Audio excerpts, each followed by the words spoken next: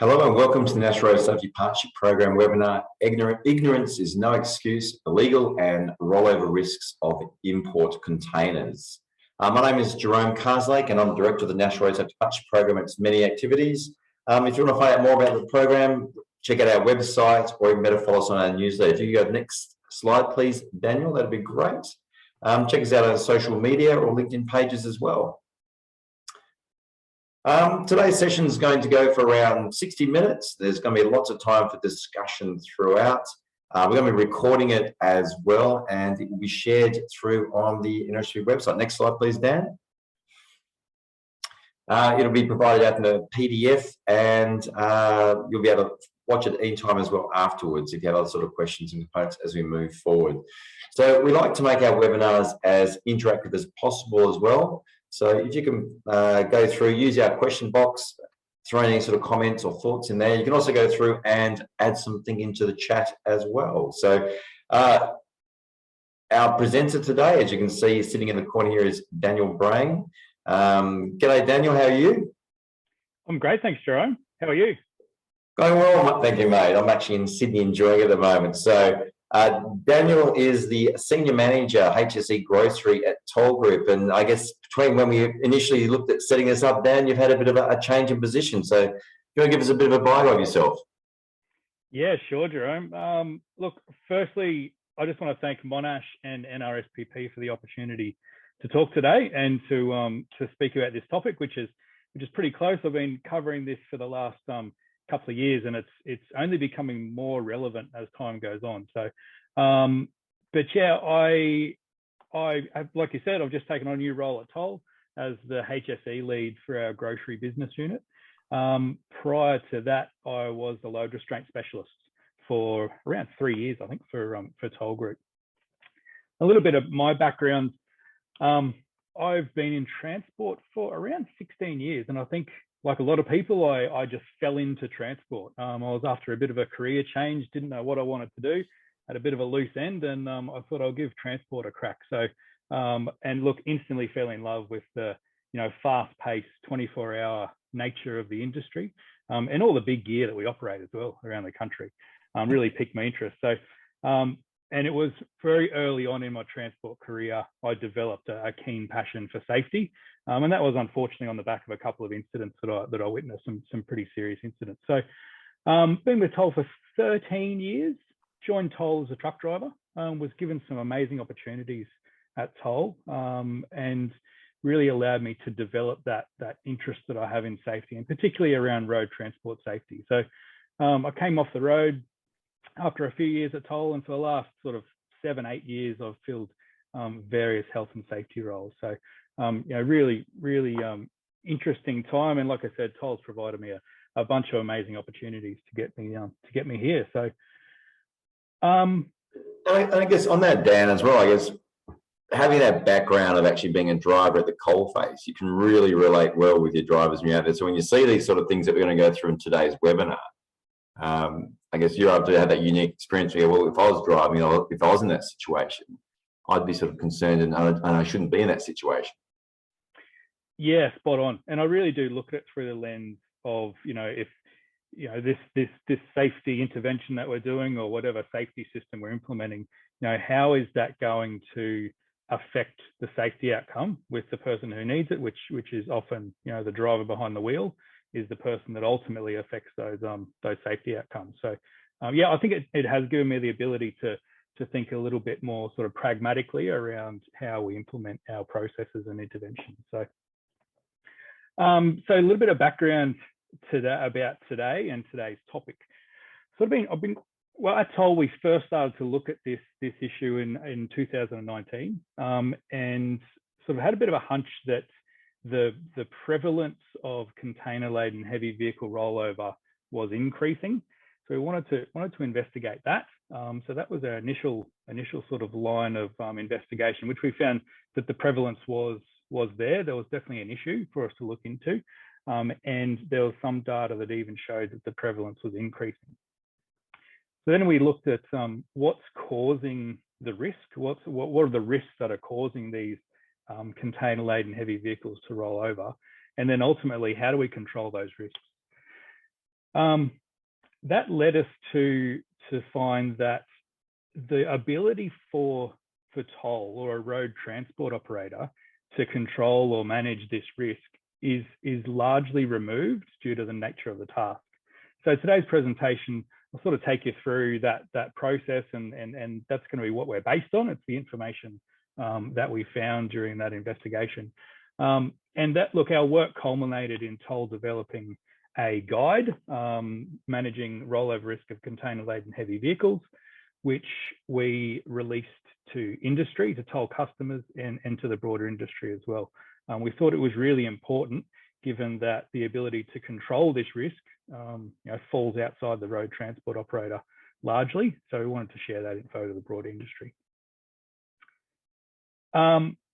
Today, the audience for this presentation really is consignors, so importers of containers, but it also applies to road transport carriers or anyone else in the supply chain, to arm them with the info to be able to share with consignors and other parties in the supply chain. And although the work or the title of the presentation is about import containers, a lot of these fundamental principles apply to any shipping container, right? So whether it's being transported domestically or internationally.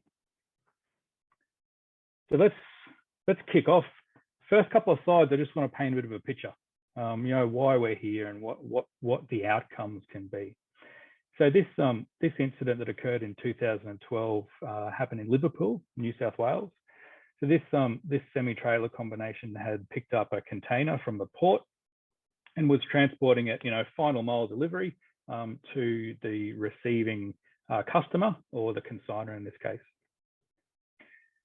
During that journey, as the vehicle was navigating a bend in the road, the truck has rolled over, crushing a car, as you can see in the photo there, and tragically killing the driver of that vehicle.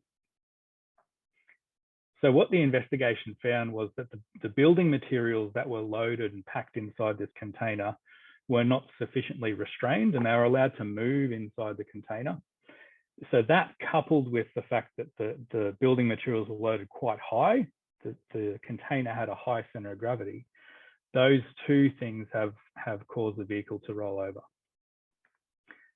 There was a prosecution, so RMS prosecuted the consignor successfully for that incident, and its directors were found guilty of an offence for failing to ensure that the load was adequately packed and secured inside the container. So interestingly, if you think about this one, the consignor was the receiver of the goods. So and this was an import container, so the consignor had never seen the container before and had no direct influence over the way the container was packed.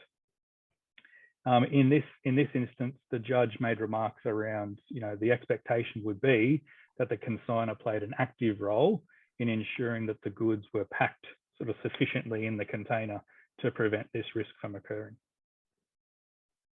And I guess on this is where the containers are quite unique, I would say, in the transport sector, because nowhere else would the driver have no idea how things are sitting inside that sort of container. So when their sort of response work gets put on the back of their truck, they're sort of just hoping that it's been packed in a safe way, which is going to make their life easier to get it where it needs to go. Yeah, spot on. And I mean, in this case, the driver would likely have not known, even the center of gravity of the container. So he likely didn't know that the container was top heavy and that, the driving behavior needed to change, but also that there was a load that could shift inside the container. So yeah, you're spot on. By the nature of the task, the ability for drivers and other parties in the chain to identify these loading deficiencies is vastly removed.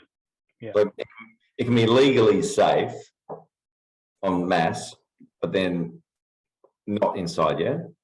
Correct. Yeah. So there's the old school of thought. I think it's largely disappeared, but if it's inside the container, you close the doors, the load can't dislodge from the truck, therefore it must be safe. But we have these stability issues that we find, and even the smallest amount of load shift in a container can have a profound effect on vehicle stability, and that's what's happened in this case. Yep. So a few other factors. So we've kind of seen, and just sorry, back onto that slide. I mean, this incident unfortunately isn't unique, and these kind of things have happened before.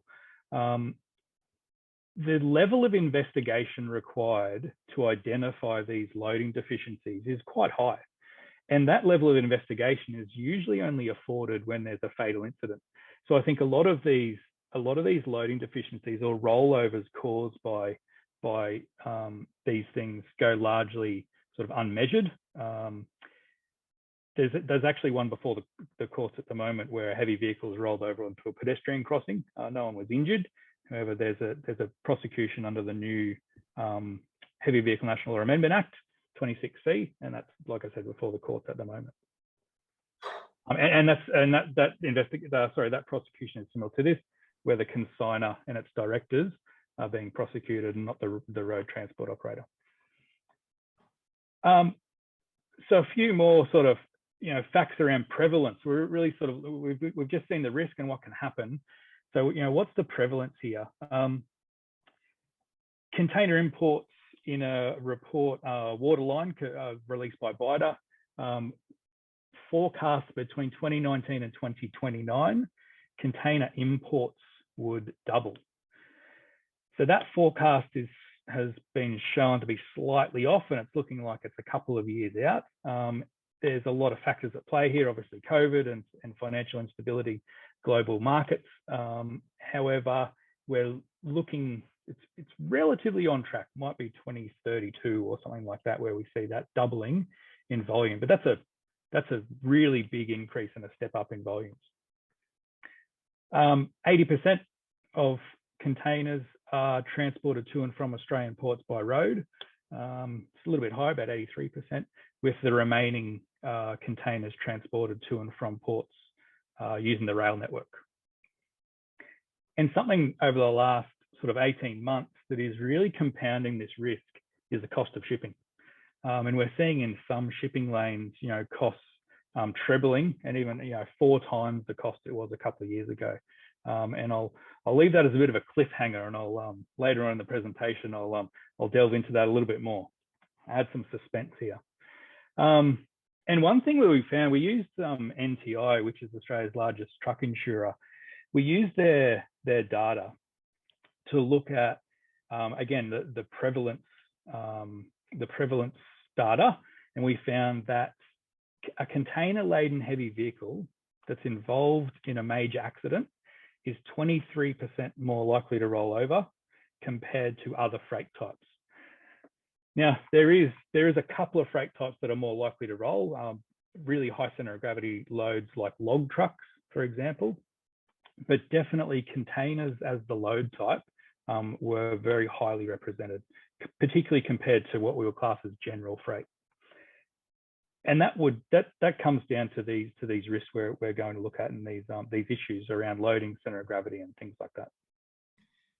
I think the other thing on that though, Dan, as well, like you mentioned logging trucks, and obviously with containers, so containers are coming in off basically cargo ships and those sort of components. And I believe the vast majority of containers are sort of consumed within, was it like 100 Ks or 80 to 100 Ks of a port. So back to the point you mentioned around how that truck, when it rolled over, it landed on a pedestrian crossing. So the risk if these vehicles do sort of roll over, the chances are they might be in an urban environment versus, like I said, a logging truck. Well, that chances are that's out in a more of a remote regional area where there isn't as many vehicles. So when something goes wrong, the risk of it actually taking a third party out is quite a lot higher.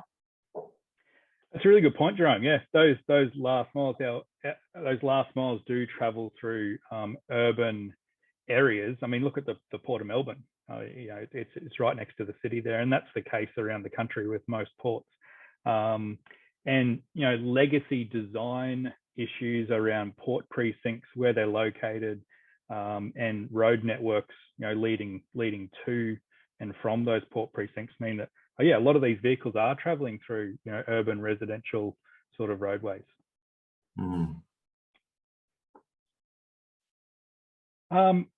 So frame briefly chain of responsibility, because chain of responsibility law is the governing law for heavy vehicles, and is really important in this space. So I understand a lot of people on today's webinar are likely, very well versed in chain of responsibility and what it is. But a quick overview.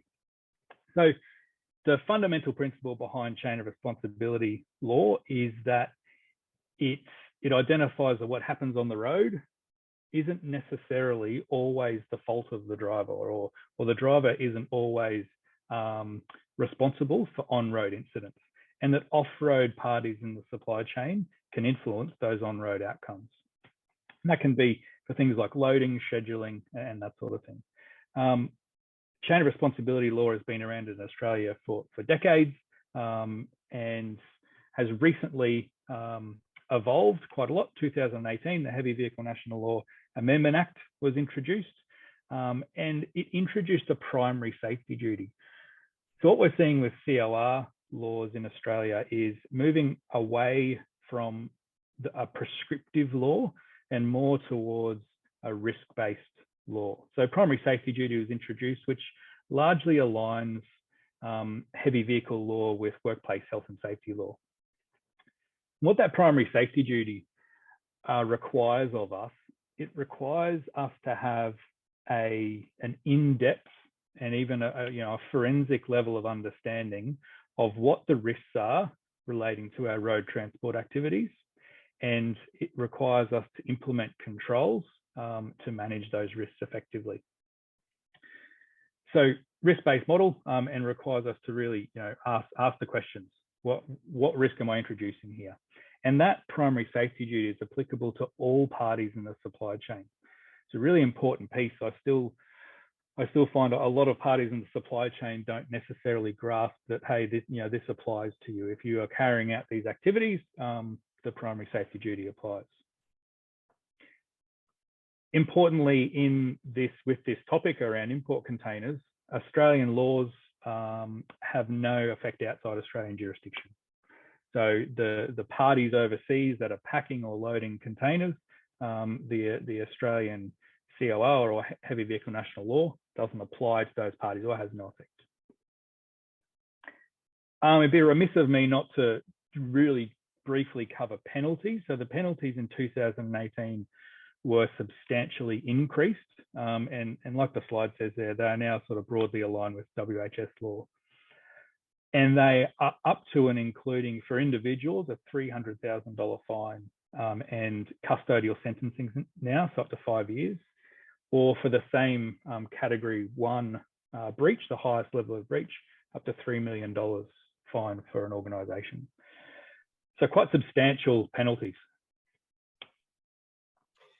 And just on this, we've got a comment here from Jason. He's put in the chat, and I think it's sort of really useful drawing on how you mentioned that a COR has no effects outside of Australian jurisdiction. So the question Jason was asking, with the IMO having rules and standards of the loading of CTUs, how are regulators holding senders to account? So is there any way they can be held to account overseas at all, from your view? Yeah, it's a good point. I haven't heard of too much of the sort of IMO stepping in.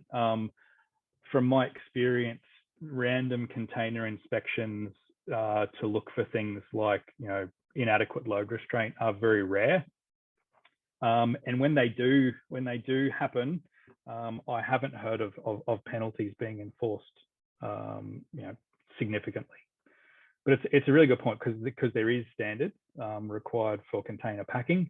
And there's been some pretty significant incidents, ship fires caused by dangerous goods being insufficiently restrained inside containers. That's a good point.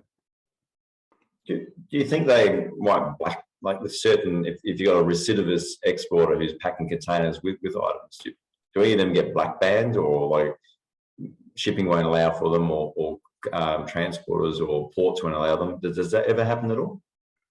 Not that I've heard of, no. And like I said, I just don't see the inspection regime, being sufficient enough to identify those issues and identify sort of recidivist offenders around loading. And would you mind explaining what an IMO is, please, Dan? By the way, IMO, that's essentially the Global Shipping Authority. Yeah. Sure. I've actually got some resources at the back of this pack that'll be sent out. and there's a guide that's certified by the IMO around how to pack a container. So that's some really good resources there. And we'll include them in the mail out to everyone following this. So yeah, that's awesome. Excellent. So look, to distill all that down, what is chain of responsibility? And the easiest way to think about it is, if you have influence or control over a safety risk for on-road transport, then you have legal responsibility. So if you can influence an outcome, you've got a legal obligation to put a control in place. That's the easiest way to think about this and the way it all distills down. If you put this through the lens of a consigner importing a container to the country, your influence or control over the loading of the container is there. So therefore you have a responsibility to do something about that. And that responsibility increases because other parties in the supply chain can't influence or control that loading risk. So you essentially take on all of the responsibility to ensure that that's happening. Thanks. And back to that point, how many of them actually, here we go, perfect one now, how many of those consignors actually probably recognise they take that on? Yeah, it's a good point. And I would say a lot of the larger importers are aware of their obligations, but I would say, you know, a vast number of sort of the smaller and medium-sized importers of containers are not aware, or not aware of just how much responsibility they have or what they can do to manage that risk. So really quickly about who the consignor is, I get asked this quite often. And the definition, heavy vehicle national law, for a consignor is essentially the person that engages a heavy vehicle operator to transport goods by road. Right? So if you're an container importer, you're lodging a job, or you're calling your road transport provider to pick the container up from the wharf and bring it to your premises or your warehouse or whatever it may be. Generally, for import containers, the consignor is going to be the receiver of the goods, right? So whoever the container is going to, you will be classed as a consignor. There's some really handy sort of info sheets that the National Heavy Vehicle Regulator has around identifying what party in the supply chain you are. So if you've got any doubt, I recommend getting onto that NHVR website and having a look at, you know, am I the consignor of the goods?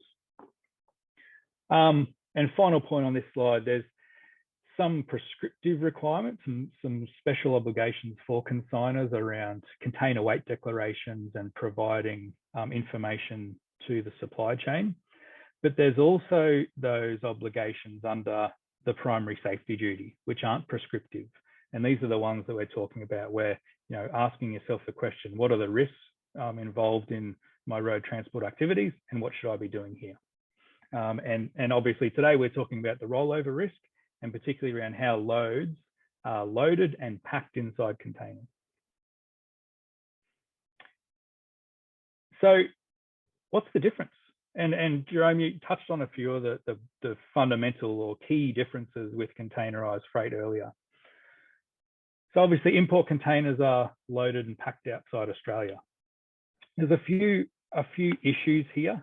We lose visibility over the way the containers are loaded and packed. They can also be loaded and packed in jurisdictions that maybe don't have the same safety standards as we do in Australia, or the same access to material around, you know, what good looks like, you know, for container loading and packing. Given that containers are loaded without the driver present, it removes the driver's ability to understand, what does the load look like? How should I be operating this vehicle? Does it have a high center of gravity? Is there a rollover risk here? And we sort of touched on that earlier. In a, you know, what I class as a traditional sort of a freight arrangement, the driver is generally present while the vehicle is being loaded, and can have some influence around, you know, where the load is placed, how it's restrained, and that sort of thing. And also what the load looks like. So how do I operate this vehicle on the road? So that's largely removed with import containers.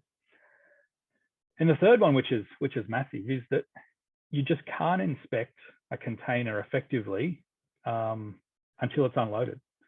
So if we take the example of a driver picking up a container from a port precinct, First thing is, due to legacy design issues of port precincts, there just isn't room or space available for an inspection to take place.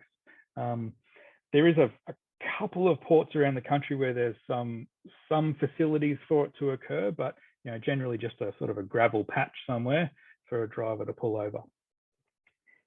But then, even if there is space available, the actual physical act of checking a container means you've got a driver that needs to open container doors on a container that's just traveled thousands of miles by sea. You've got those risks of items falling out of the container doors when the driver opens the container up, and you've got working at heights issues and working in isolation as well. So it's quite problematic.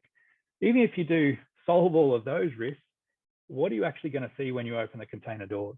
You're going to see the last couple of pallets or that part of the load, and it's not until you start to unpack the container that you're going to identify any further loading deficiencies. That's why it's really important for the container to be loaded well from the start, because the inherent nature of a container means no one can inspect it after that. So it's got to be right. Yeah, go. How feasible is it though? Can drivers actually open the containers? Like, are they easily able to do that anyway? Like, I'm not sure from a security side or those sort of points, are they locked to ensure those or they can't be opened? Yeah, good point. So there's often security requirements for containers, but the big one is biosecurity protocols. So there's some containers that just can't be opened on the side of the road. They need to be opened under special conditions in a licensed premises. So for biosecurity, and there's also other things, other types of loads that can't just be open at the roadside. Because a truck driver getting out and rocking the container, if it's weighing 40 tons or something like that, you're not going to get much of an indication as to how it's sitting and how safe it is in the back of the truck.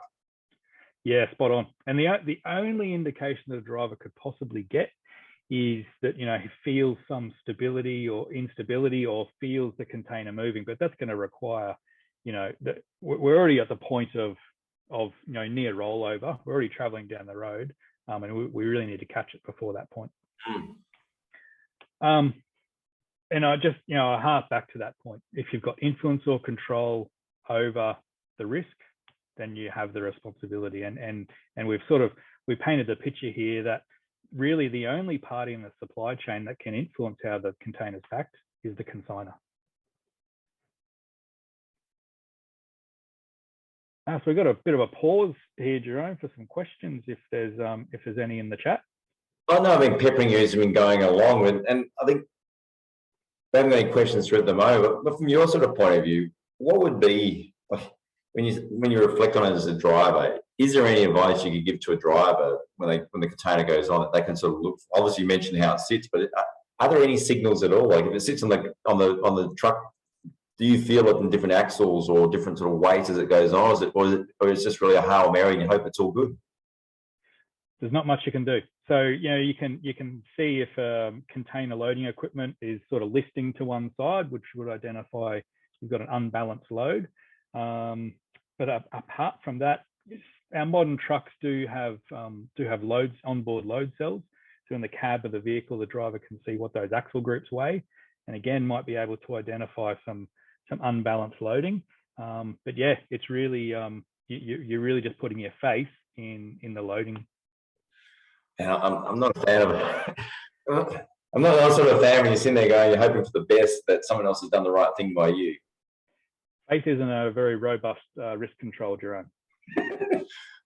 Question here from Darren. He's thrown on there, said, with the toll guide for managing container-laden heavy vehicle rollover risk, have you been able to translate it into any non-English speaking audiences at all?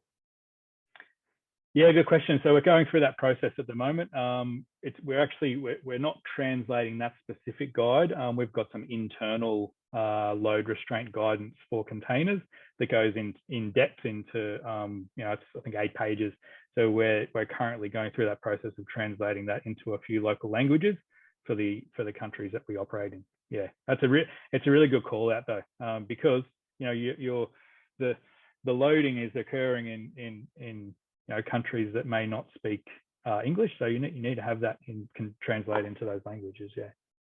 And on that, I know we're talking with NHVR and Victorian DOT at the moment, exactly around that, looking at translating some of the toolbox talks and those sort of components. And companies like BHP have even asked, well, where we operate, we've got these great material that Australia's producing. If we can sort of get that back into these other sort of countries, but it has to be in different language. But the other part is probably the nuance. Instead of it just being directly translated, how do we make our language resonate in that sort of local language as well? Spot on, yeah. So Google Translate is potentially not the answer. We've had some hit and miss with Google Translate, definitely. Yeah. Question here from Caroline first. I wonder if with today's technology, photos of the load could be taken as it's being loaded, or if a container could be put in some giant device to test it for load moving inside before being put on the truck. Caroline, if you develop it, let me know.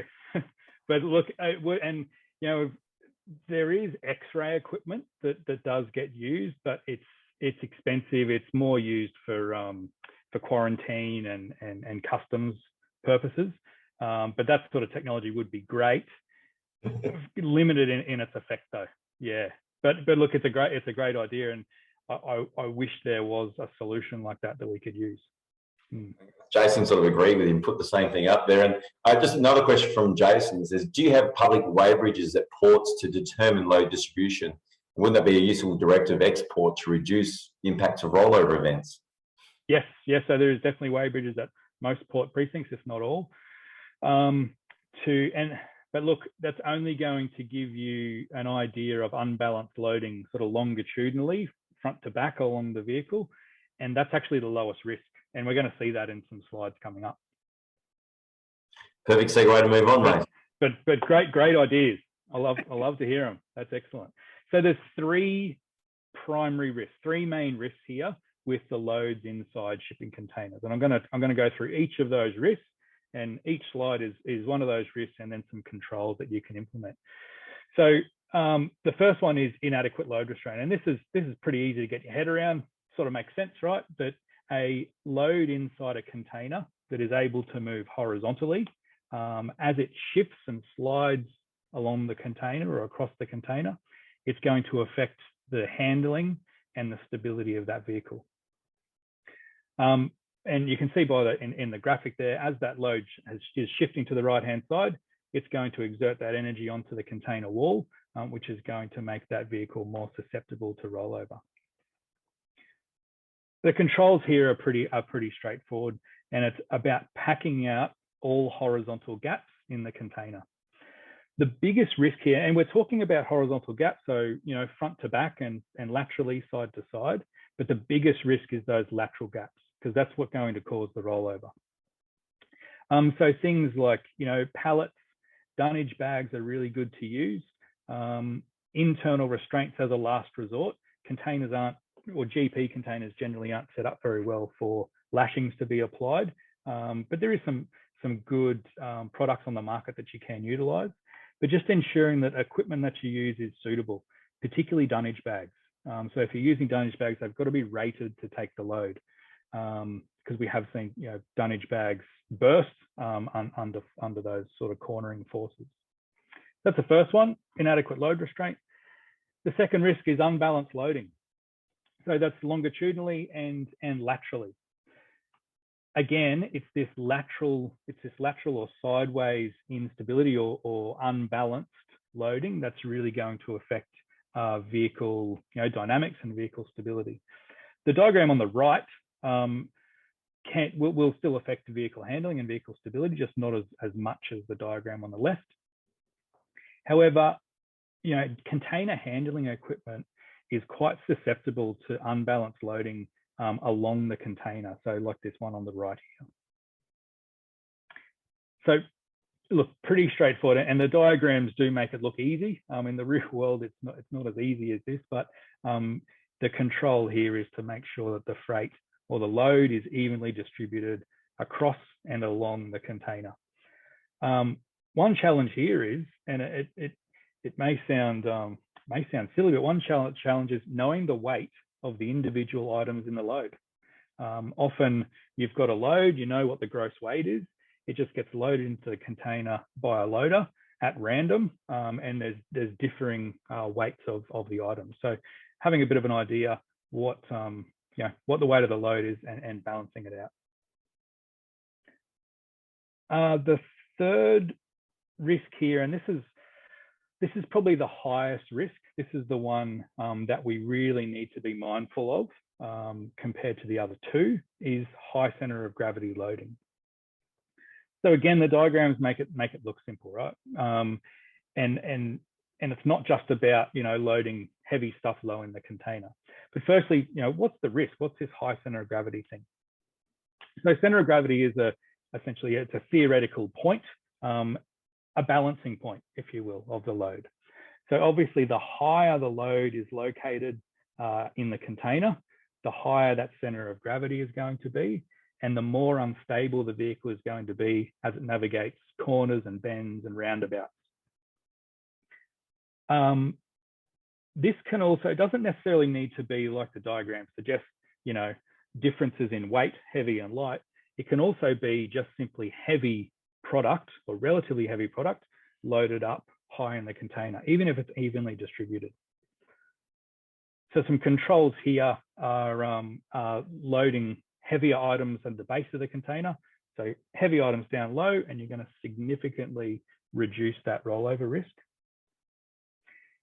If there is residual rollover risk, or you think, hey, there's a problem here, or there could be a problem, we can do static rollover threshold, or SRT analysis. Now, I won't get too bogged down in the technical sort of talk here, but an SRT analysis is essentially a measure of how stable the vehicle is, and it uses the information about the vehicle itself and the load that's loaded onto the vehicle. So the load and the vehicle go into a calculator, and it tells us, is the vehicle, or what, it gives us a measure of the vehicle stability. And there is an industry accepted safe SRT, which is 0.35. Something I come across quite a lot is I comply with mass requirements, so I'm not overloading the vehicle, so it must be okay. But you can be well under your mass limits for the vehicle, but still have quite an unstable vehicle at the same time. So compliance with mass doesn't necessarily mean that you have compliance with stability requirements.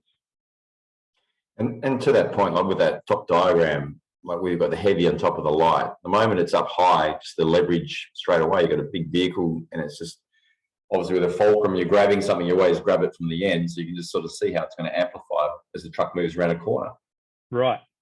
And it's not a linear increase either. So just having a small amount of weight up higher, it exponentially increases the stability risk or the rollover risk.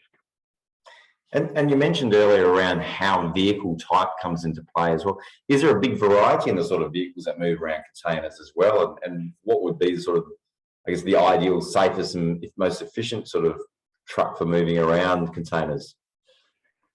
Excellent segue, Jerome. It's like you've seen this presentation before, which you haven't, because I added these slides since you saw it. So, so these are the three risks, and I'll answer that question in 2 slides. So these are the 3 risks, but I wanted to sort of unpack this one, this high center of gravity risk, a lot more, because this is the one that I see as the most prevalent at the moment, and particularly given rising shipping costs. So I left that cliffhanger earlier, and I'll give you a situation. So Toll's seeing this with a lot of our customers. They might be importing containers that look like this one. They might have been doing it for a number of years. When that container is loaded on a standard trailer or standard vehicle, the SRT is above 0.35, and we've got a nice stable vehicle. A consigner might then say, okay, my shipping costs, for a 20-foot TEU has doubled. I need to get some efficiency here. We're operating on the road network vehicles that can carry more weight through various schemes. So they go to a heavier container by adding more weight to the box, essentially. That weight is always going to go up high, and that's going to affect vehicle stability quite substantially. The risk here as well, particularly if the task has been done for an amount of time, is drivers get used to the load on the left. They get used to how the vehicle feels and how it handles on the road. And that change, if it's not communicated, can mean the drivers operate the vehicle in the same way, but they don't know that there's a higher rollover risk. So when these sort of changes are happening, it's really important to consult your road transport operator. You say, hey, we're looking at changing the load plan or the load profile of these containers, and we want your input here. Definitely consider SRT analysis. It's something that gives you that surety, and it's the gold standard in acquitting your obligations as a consigner to ensure you've got stable and well loaded containers or vehicles on the road. And 20-foot containers are so much more versatile, which I'll show in the next slide. Unfortunately, there's from a cost perspective, and it depends on the weight of your load and the weight of your freight. From a cost perspective, a 40-foot container is going to be more cost effective to ship. However, you can still get some good efficiency or cost down going to 20-foot containers and loading higher up in the box. So transporting high COG containers. So say you've gone through the process and you've consulted your road transport operator. You said, look, we're going to change the load profile. We're looking for some efficiency here. And you end up with a high center of gravity. Some things, and that through that communication process, you'll prevent the load being transported like this. So a 40-foot container on what we call a straight deck trailer, which is quite high. That's going to be an unstable load, or potentially an unstable load. So you could go to shipping 2 20-foot containers on a drop deck container. You can see that container at the rear with these trailers is dropped down and is lower, therefore lowering the center of gravity, increasing SRT, and lowering the rollover risk. The best scenario is having that single 20-footer on a drop deck trailer. That's going to give you your best stability. So this is what we do for loads with quite low SRTs. Obviously, there's some cost impact there because you've got one container on a trailer. So that sort of answers your question, Jerome, about vehicles. But this really requires that consultative, open dialogue up and down the supply chain, so that in this case, the road transport operator can select the appropriate equipment for the load. And really, just with the size of the 40-foot, for example, just by the size, it's a lot more restrictive versus a couple of 20-foot where you can actually have greater variability. But it comes back to the point you said, with transport costs going through the roof and diesel and those other sort of components, it comes back to you go to the smaller one there. Can you pass that cost on back to the customer, or you got a fixed rate in there? And it's a balance, right? And it's really, there isn't a one-size-fits-all solution. If you've got if your freight or product is quite heavy, then the picture at the bottom, if you can load right up high into the container, and you're going to get that volumetric, that maximum volumetric out of the container, then that's a really good option.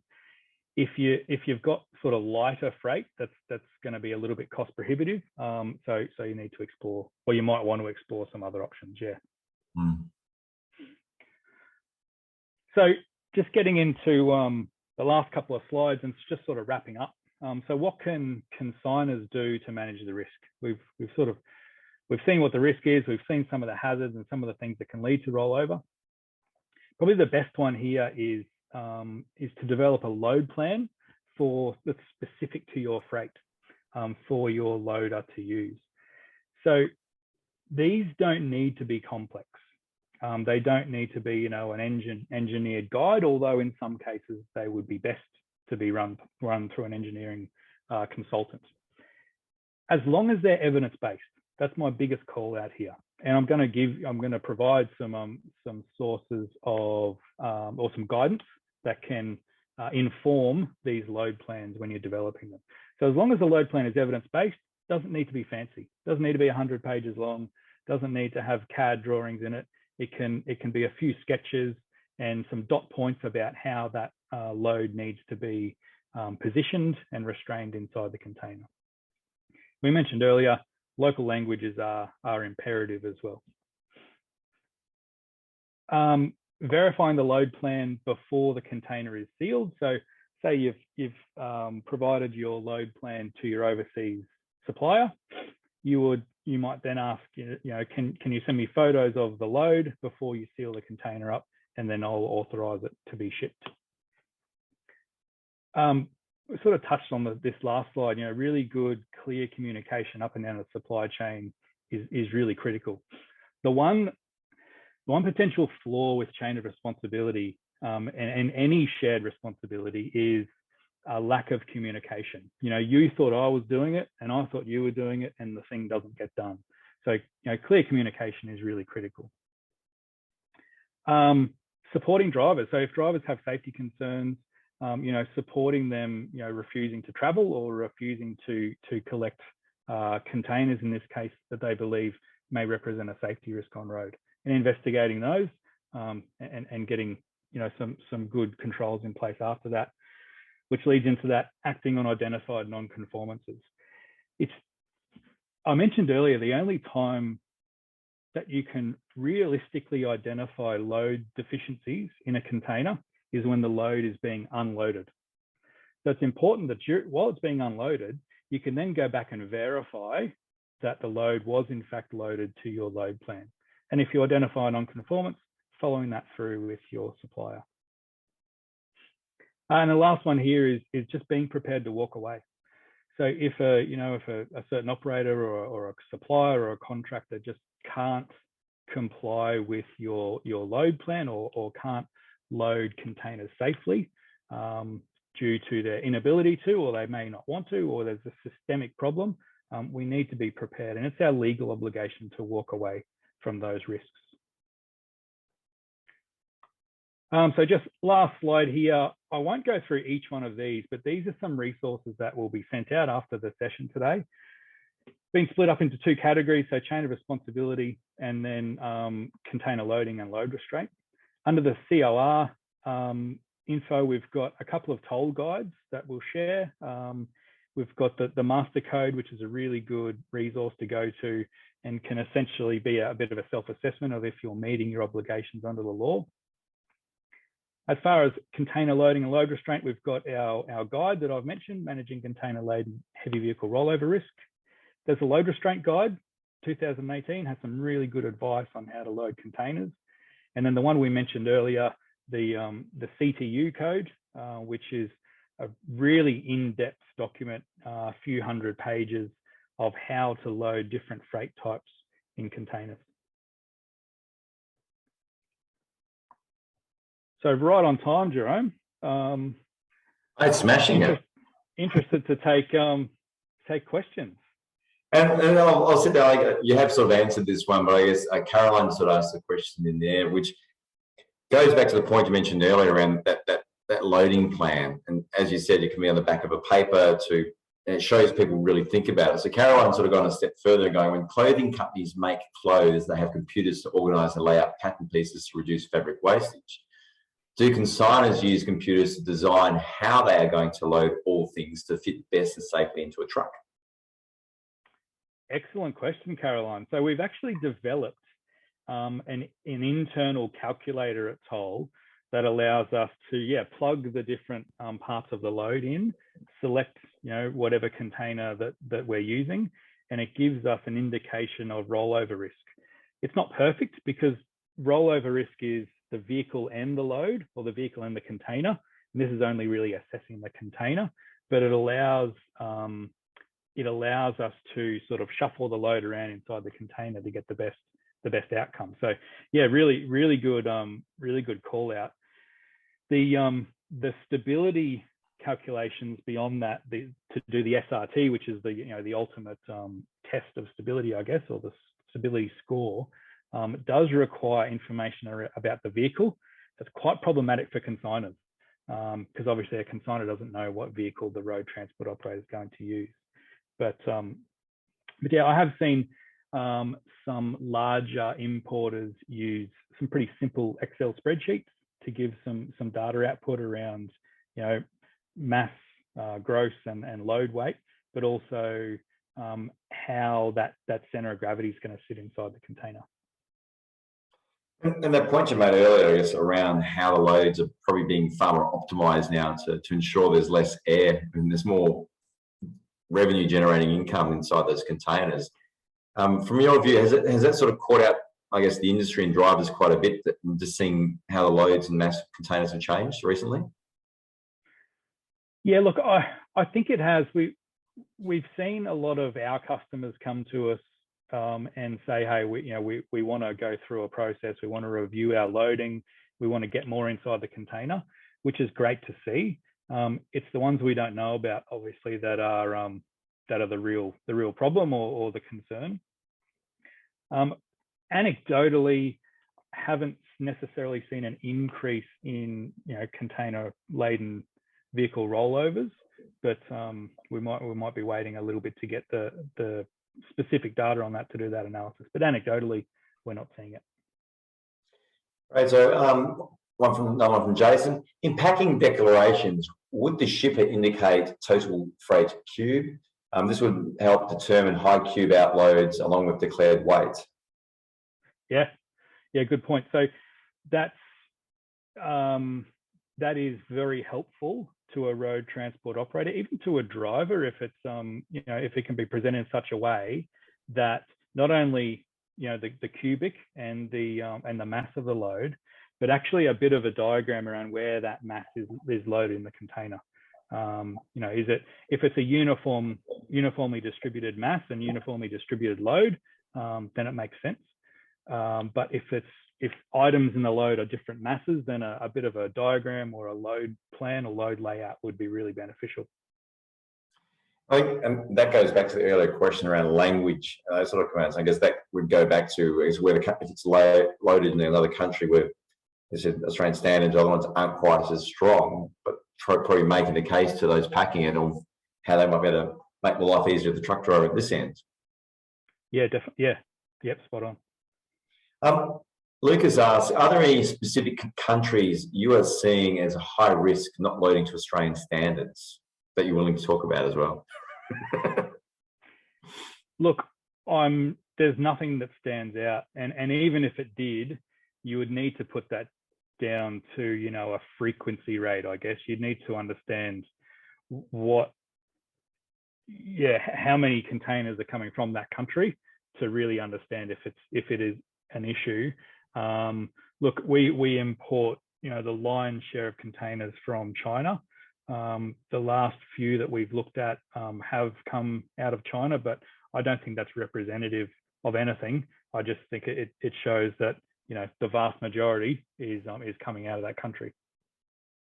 I guess, like anywhere, it comes down to, I guess, the person at the coalface as well, what their attitudes are, and whether they're just like, she'll be right, and I'll just chuck it in to get the job done, and whether they think about that. And you get that in any country, even in Australia.